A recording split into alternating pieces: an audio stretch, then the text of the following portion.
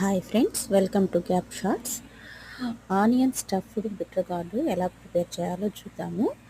దీనికండి medium size onions సన్నగా cut చేసుకోవాలి. అలాగనే కొన్ని కాకరకాయలు తీసుకునేసి లోపల విత్తనాలు అవన్నీ తీసేసి క్లీన్ చేసి పెట్టుకోండి.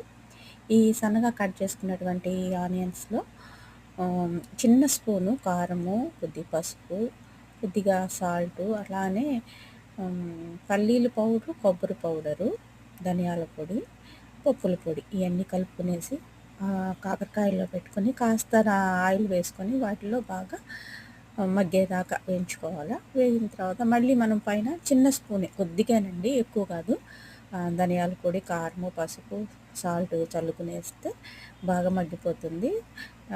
స్టఫ్డ్ కాకరకాయ ఇది రెడీ అయిపోతుందండి. ఒకసారి ట్రై చేసి చూడండి, భలే టేస్టీగా ఉంటుంది. Thank you friends.